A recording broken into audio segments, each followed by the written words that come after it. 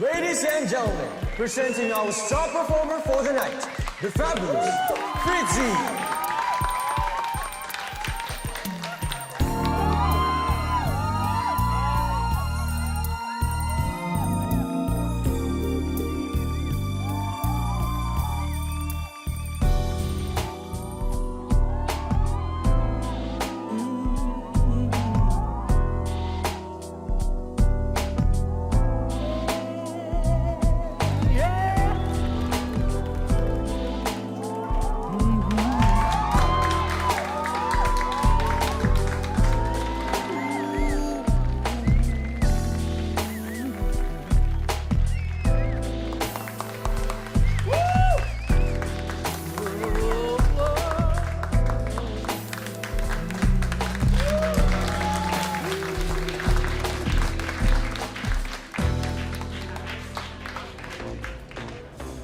Hi, Kitty! Hi, Fritzy.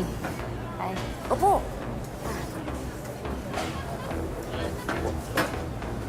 Kitty na, may bayad na rin na table charge kapag tumabi ako sa'yo.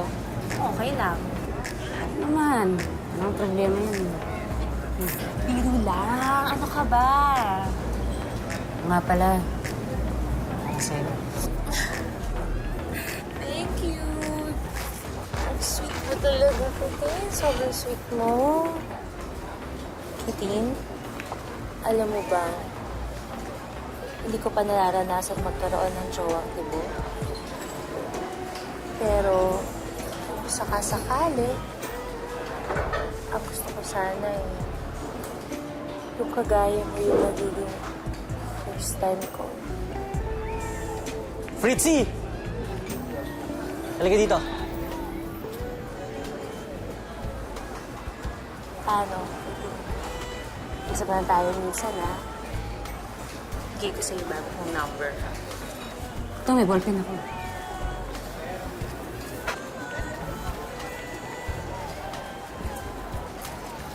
Kailangan ko na umalis kasi mukhang nagsiselos na ata yung favorite customer ko. Bye!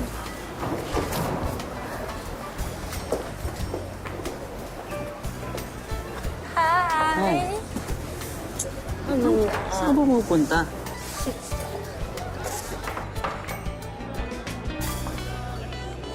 Sa Biayta. Ready ka na ba? Talaga. Oo naman, oh. Baka mo naman ngayon. May mga tao raw na sadyang mahabagin at hindi kayang talikuran ang paghihirap ng kanilang kapwa. Maging buwelta man ito ay sakripisyo at pasakit sa sarili. Gaya ng kwento na ating tampok sa hapong ito. Isang nilalang na naniniwalang kahit hindi niya kadugo, basta laman ng kanyang puso, hindi raw masusukat ang pagmamahal na kaya niyang ialay para sa kanila.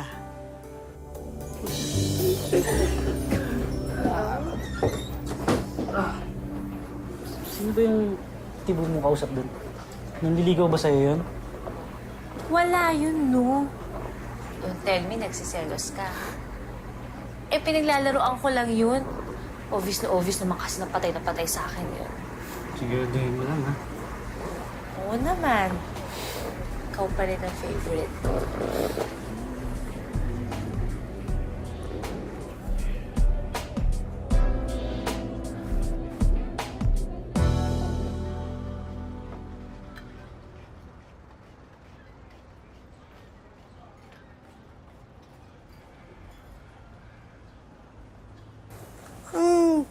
Postura ang binatilya ko, ha? Pinatilyo talaga, Nay. Binatang babae. Pero, sana mag-iingat ka sa GRO mo, ha? Baka masaktan ka lang. Baka kinukwartahan ka lang yun. Paano po nalaman yung...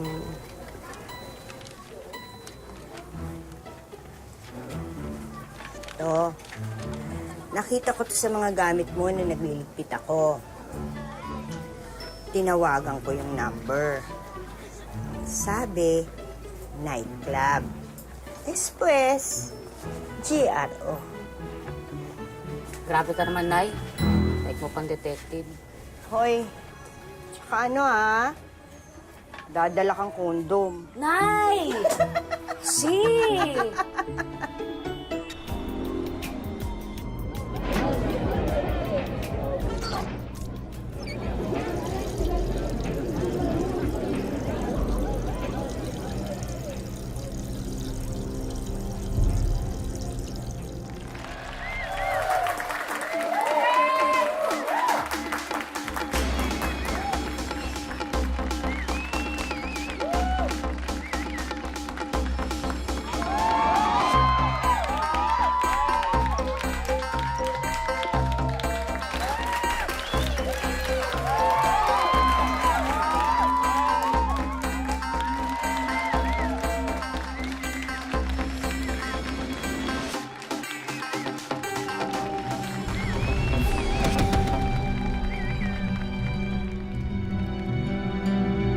Fritz. Fritz, ano ba nangyari sa'yo? Ba't ka nahilo? Okay ka lang? O, dahan-dahan. Hindi. Hindi okay. Kaninang umaga nakita ka nagsusuka ka sa banyo. Kanina nahilo ka, hindi matay ka. Tapatin mo ako, Fritz. Buntis ka ba?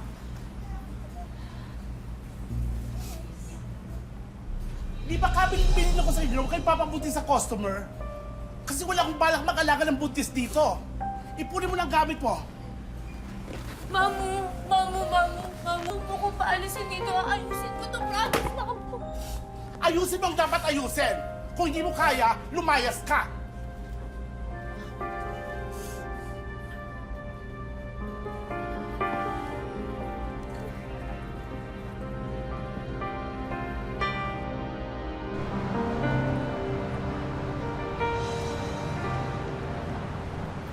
Ano yung sinasabi mo kanina na aayusin mo? Ano yung aayusin mo? Kiti naman, please lang. Tulungan mo naman ako ipalaglag to. Bakit palaglag ang pinagsasabi mo? Teka lang, pag-isipan mo yan. Buhay na yung nasa tiyan mo. Eh, akala ko ba kaibigan kita? Bakit ayaw mo kong tulungan? Tulungan kita sa ibang bagay, pero hindi sa pagpatay dyan. Eh, wala kang palang kwenta eh! Fritz! Oh, Magno, ayusin mo mabuti yan. Linisin mo mabuti. Parang wala naman kayong ginagawa. Dito pa, oh. Hi, ma'am. Ikaw yung kaibigan ni Prince, di ba? Opo, madam. Pwede ko siya makausap. Kaalis niya lang, nag-advance ng pera. Padagdag sa doktor, pambayad. Magpapacheck up po siya. Check up, check out ng bata mula sa tiyan niya. Oh? Ano yung magpapalaglag ho siya? Kasi naman ang tigas ng ulo ng kaibigan mo. 2 buwan may kita pala yung tiyan niya. May laglag yon. Kaso porsigidong laglag yung bata. Ma'am, asan ho siya? Baka alam niyo kung nasan siya. Bigyan niyo naman ho sa akin yung address. Oh, bilisan mo para maabutan mo.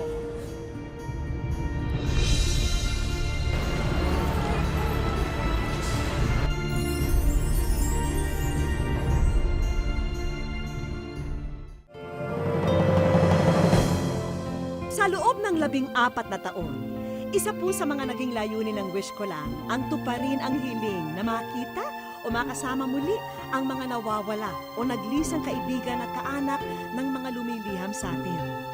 Ngunit sa bawat na pagbubuklod nating mga kapuso, hindi ito magiging posible kung hindi dahil sa mga nakibahagi para sila'y magkita. May nagsilbing tulay para maiparating sa amin ang kwento. Ang iba na may naging susi at tumulong para sila'y mapagtagpo. Sana'y huwag po kayong magsawa at magpatuloy sa inyong pagmamalasakit dahil ang bawat isa sa atin may kakayahan para bigyang tugon ang dinadalanan ng ating kapwa. Tulad ng paghahanap sa nawawala nilang mahal sa buhay. Wish ko lang.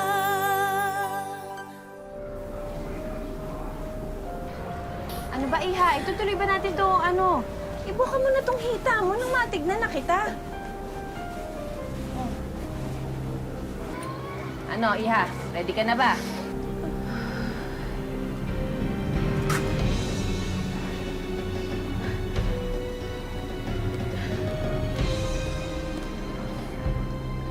Tigil mo yan!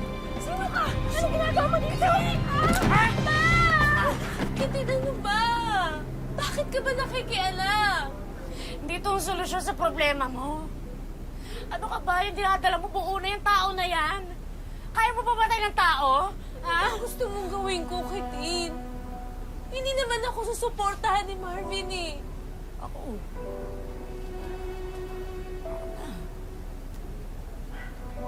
Ang bubuhay sa inyo. Tumira sa bahay namin. Alagaan ko yung anak. Alagaan mo yung bata. Yan na.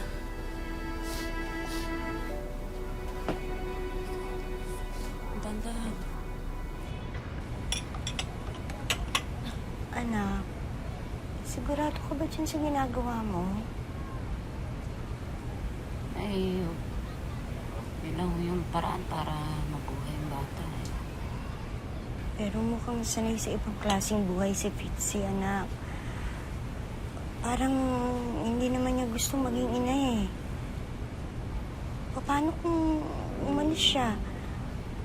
Paano kung bumalik siya dun sa walang kaluluwang doktor na yun? Bahala na ho na eh. Basta sa ngayon, at least okay sila ng bata. Sige na nga, bahala ka na. Thank you na eh.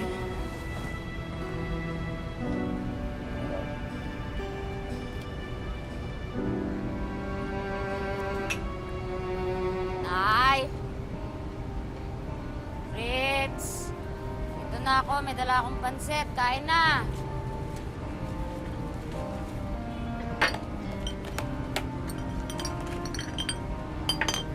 Anong galing yan? Saan sa tingin mo?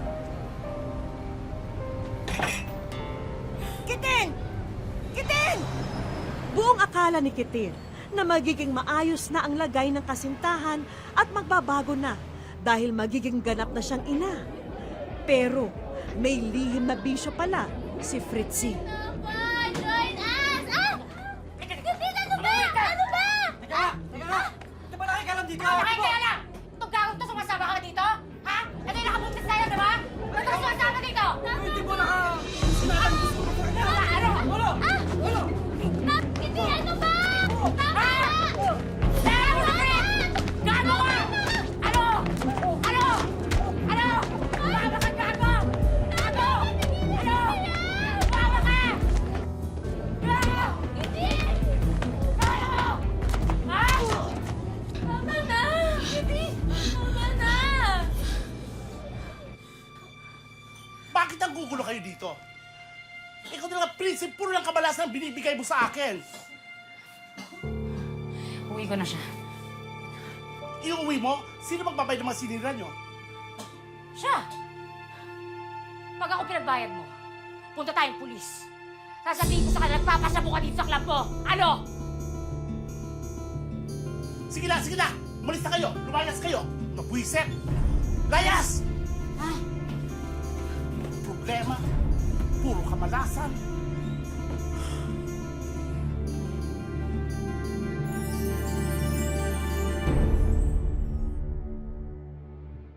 Isang mensahe ang ipinarating ni Marilyn Katunaw sa aming Facebook page.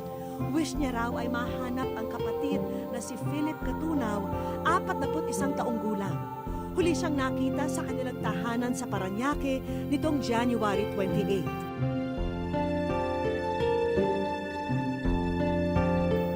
Taong 2014 naman, nang huling nakita si Benji Competente sa kanilang bahay sa Caloocan. Ayon sa kanyang ate na si Alvi, umalis daw si Benji nang walang paalam. Baka raw nalimutan na niya ang makauwi dahil siya raw ay may partial memory loss dulot ng kanyang pagka-comatose noong 2012. Kung sino man ang nakakita o may alam ng kinaroroonan ni na Philip at Benji, maaari po lamang na makipag-ugnayan sa aming programa sa numerong 0917-7777 Local 1436 o sa aming official Twitter at Facebook page. Wish ko lang. Dahil sa pagmamalasakit ni Kitten, napasok na siya sa kung ano-anong gulo. Hangad lang naman niya na mabago ang landas at malayo sa kapahamakan si Fritzy at ang kanyang dinadalang sanggol. Akala ko ba may usapan tayo? Akala ko, aalagaan ka. Tapos aalagaan mo yung bata. Ano? Hindi ako ang may gusto nito. Ikaw! May usapan tayo eh. Pumayag ka eh. Hindi mo na akong magawa. Wala akong choice.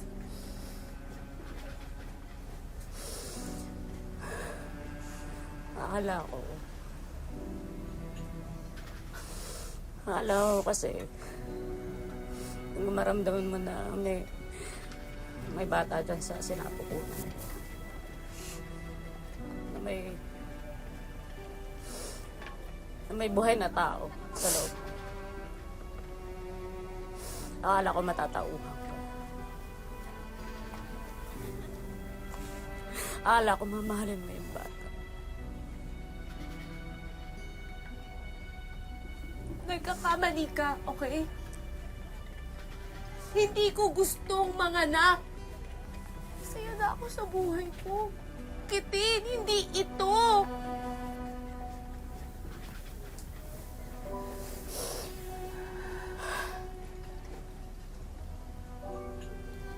Sige. Ganito na lang. Bago tayong usapan.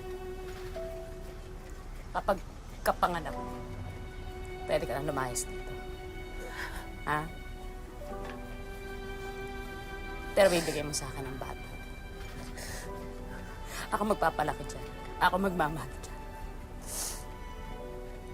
Kaya ka? Ha?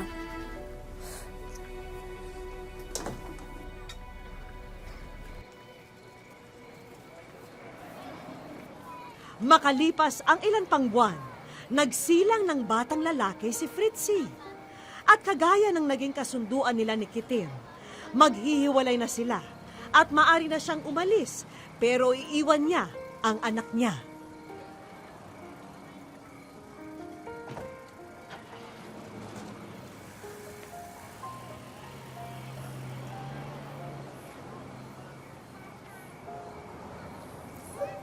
Hindi pa ako nagkakaroon ng buong pamilya na yun.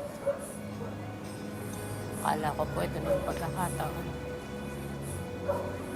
Anak, hindi naman kailangan ng isang pamilya. Palaging may tatay, may nanay, at may anak. Basta't nagmamahalan tayo, buo pa rin tayo. At mahal na mahal ko kayo ng apo ko. Apo.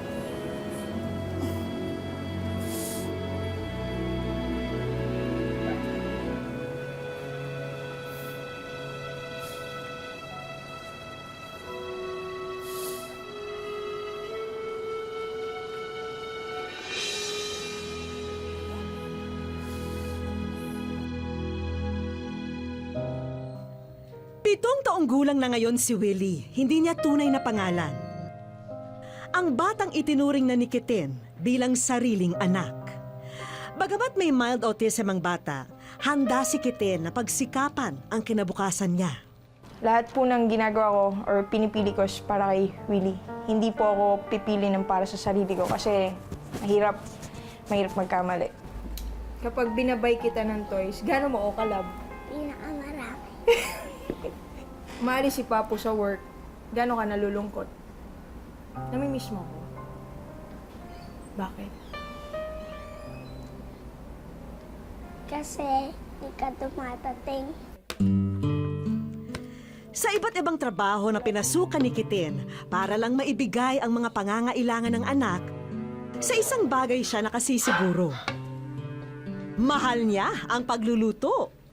Sa totoo lang, hindi ko po alam eh. Hindi ko po maintindihan. Pero kapag nakakarinig ako ng kalampag ng kaldero, tunog ng kalan, tapos pag tinitikman ko yung pagkain, para na lang pong puzzle, ang dami ko pong naiisip. Tapos, hindi naman po ako aral. 1 to 100 daw.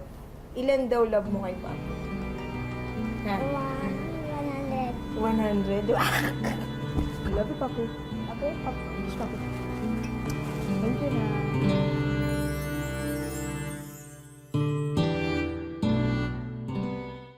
Idinulog sa amin ng mga kaanak ni Gerald de Mandanco ang kanyang pagkawala noong ika-29 ng Nobyembre 2015. Huli po siyang natagpuan nang dumalo sa isang pagtitipon sa Vito Cruz, Maynila. Lalo silang nabahala nang mabalitaan daw na nagkaroon ng gulo sa dinayong lugar ni Gerald at mula noon, hindi na nila ito nakontak pa. Mula naman sa Tondo, Maynila, ang 14 anyos na si Gabriel Espe. Napaulat na mahigit 2 linggo na raw siyang nawawala. Ayon sa kanyang ina, sumama raw ang anak sa kaibigan pero hindi na bumalik pa sa kanilang tahanan. Sinubukan po nilang tawagan ang cellphone ng dalaga, ngunit hindi na raw siya makontak. Makiisa po sa amin para muling makapiling ng mga gaya ni na Gerald at Gabriel ang kanilang mga mahal sa buhay. Umaasa po kami na maging katuwang niyo ang wish ko lang sa hangaring ito. Pagtulungan po tayo. Wish ko lang. Ayan. Balita ko, hilig ni Kete ng pagluluto at ngayon sana magustuhan niya itong mga ihahain namin para sa kanya.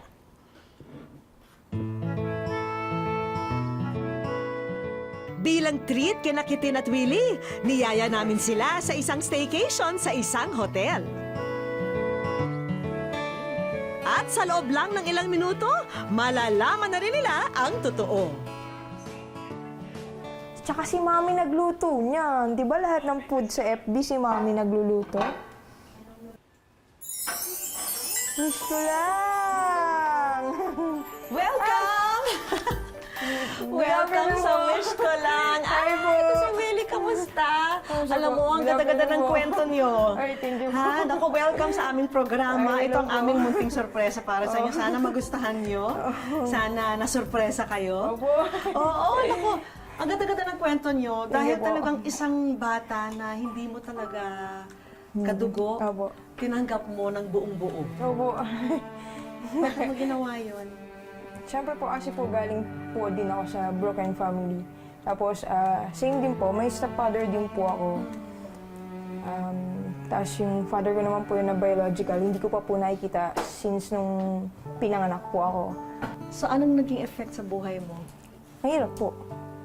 Kasi lesbian ka po eh. Siyempre, naisip ko po nung una, kapag po tinatanong ng mga tao, ay instant, parang instant kape. Instant kami. Instant. Masakit po kasi naisip ko paano ko i-handle yung gano'n, yung word na ampon, yung word po na, ay, tatay mo tomboy eh. Diba? Di naman yan yung tatay mo, yung mga gano'n pong pangangantsaw. Naisip ko po, kailangan ko pong maging matapang para sa kanya. Siyempre, pag nakikita mo siya, Blessing po sa akin kasi naisip ko rin po. Kasi nung dumating siya sa buhay ko, parang sunod-sunod yung direksyon eh. Mas lalo pong naging maganda yung tingin ko sa buhay. wala ka pinagsisisihan Wala sa po. desisyon mo. Walang-wala Kahit po. na binanggit mo na marami ng paghihirap, wala kang iniisip na Wala po. Wala po. Kita, napansin ko, lahat ng pagpupursige mo sa buhay, alay mo dito kay Willie, sa anak mo. Pero yung para sa sarili mo, ano yung mga pangarap mo para sa sarili mo? Gusto ko po talaga maging chef. Kasi maging chef at the same time, maging trainer. Siyempre, gusto ng wish ko lang na maging bahagi rin kami ng pagtupad mo sa mga pangarap mo na maging isang chef. Kaya maipakikilala kami sa inyo, sina Chef Paolo at Irene. Isa silang culinary group na gustong maging bahagi ng training mo. Thank you po. Hello, Christina. Ay, hello po. Ina-award namin sa iyo ang isang full scholarship for Cookery NC2 para sa iyo at sa iyong anak na kinabukasan. Thank you po. Blessing po to. Maraming salamat. Nasagot na rin namin ang kumpletong gamit at uniforme mo para makapagsimula ka na agad sa iyong kurso. Maraming salamat po sa wish ko lang. Kasi marami pong magagawa sa akin. For sure po. Lalo ko pa pong pag-iigihan. Thank you po. Thank you po, sir. At ito naman, galing sa amin isang munting souvenir ng pagkikita natin ito. Yan. Thank you po. Para sa inyo ni Willie yan. Wow. Para maalala niyo yung ating programa. At nakapag-inspire din kayo ng maraming tao. Maraming salamat. Isinama rin namin si Kiten sa isang organisasyon na maaring makatulong sa kanyang pag-aalaga sa kanyang anak. Hello Kitten! Kamusta? Ako si Grace Adviento. Dito ako sa Autism Society Philippines. Kami ay mga group dito ng mga parents na nagvo-volunteer kasi nais namin tulungan ang mga parents katulad mo kung saan ka namin pwedeng ma-refer nang makatulong kami sa anak mo. Ay, thank you po. Opo. At may dagdag sorpresa pa kami para sa kanya. Good evening, magandang gabi. Ako po si Teacher Chris Hilo. Kinontak po kami ng Wish Ko Lang kung willing daw po kaming magbigay ng free therapy sessions. So we're very happy to do this naman po. So we can guarantee you 8 free therapy sessions. You're welcome. Ito po, pagka na lahat natapos niya na, hindi na po ako ganun kakaba-kaba. Na mag-isa siya, makukulong ulit siya sa isang cage. Kasi hindi ko siya nagsasalita na ulit. Yun lang po, yun lang. Kung isang biyaya si Willie sa buhay ni Kiten, napakapalad din ni Willie. Dahil isang maalaga na ina at ama ang buong pusong nagmamahal sa kanya. Matagal nang batid ni Kiten ang kanyang silbi sa buhay at ito ay ang magmahal, lalo na kung ang usapin ay ang pagmamahal niya bilang ina sa batang hindi man karugtong ng kanyang puso ay kaugnay naman ng kanyang puso. Ako po si Vicky Morales at ito po ang Wish Ko Lang. May sorpresang naghihintay sa'yo kaya't